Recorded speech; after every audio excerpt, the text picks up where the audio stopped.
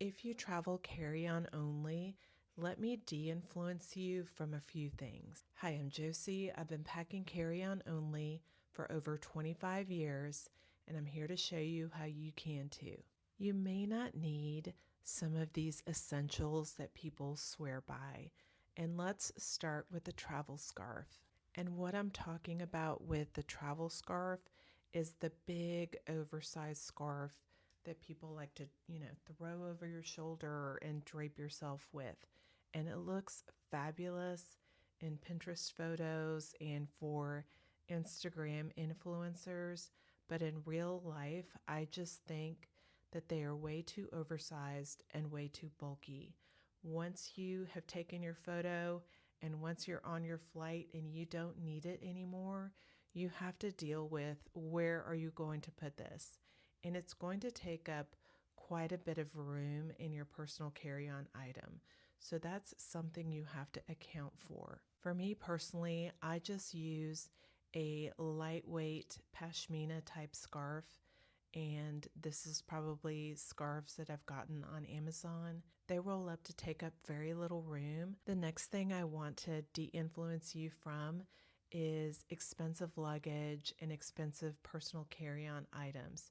You absolutely don't need those to pack carry-on travel or to pack well. I've traveled with my personal carry-on item. I got it from Amazon. It's $26, and I'm pretty much going to use that until it falls apart. And it's made it through about 6 trips so far, and it's still holding strong. Next is premium luggage, or one of the popular luggage brands. For several years, I used a rolling carry-on suitcase that I got from Target. Like, I have not had any issues with it since graduated from that one to Calpac suitcase that I found at TJ Maxx. And then my husband took that one over. So now I'm traveling with the Quince carry-on luggage. And the Quince carry-on has worked great for me. It's a nice combination of a pretty affordable price and some nice premium features. So unless you're traveling frequently, it's not necessary to spend your money on getting expensive luggage. Next is aesthetic toiletry containers. I see a lot of packing ASMR videos, and they use these very nice, very cute aesthetic toiletry containers. And they're great if you don't have a lot of toiletries to pack. I pack a ton of toiletries, but I get it all in my quart-sized bag by using the smallest containers possible. And for me, those are small Nalgene containers, small GoTube containers, and then the smallest container of all are the contact lens containers. And those are not aesthetic at all. They're literally the contact lens containers that I don't use anymore. But those actually have been my secret weapon in packing all my toiletry essentials for the past year. Next are packing cubes.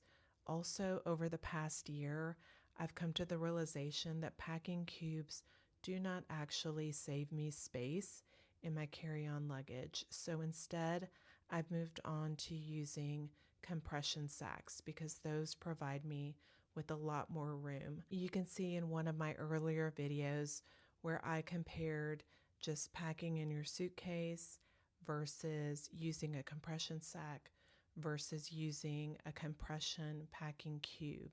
The compression sack worked best, and I got a lot more extra room in my suitcase versus using packing cubes. Also discovered that just strategically packing in just the suitcase alone without the packing cubes, by folding all your bulky items and then rolling your lightweight items, that I could actually fit more in the suitcase than packing cubes. I will say what packing cubes do provide is the organization. If you really need to prioritize organizing your clothing, there is nothing better than using a compression packing cube. While the packing cubes are helpful, They're absolutely not essential if you want to carry on travel. You can just as easily strategically roll and fold your clothing inside your suitcase. You may actually have more room if you pack that way. Next is the travel matching sets. Sorry, not sorry, but I've said it before. If you are wearing an airport only outfit and it's a travel coordinate set that you're also not planning on re-wearing in your travel capsule, then for me, it's a no. I know many of you do not want to re-wear what you wear on the airplane, and in other videos, I go over how to deal with that. But if I can't re-wear it, I'm not packing it. You're packing carry-on only. You really have to think about everything that goes into what you're packing and what you're wearing. And you have to evaluate your priorities. Let me know in the comments, are these things that you pack or don't pack, or what's something that you want de-influenced from travel?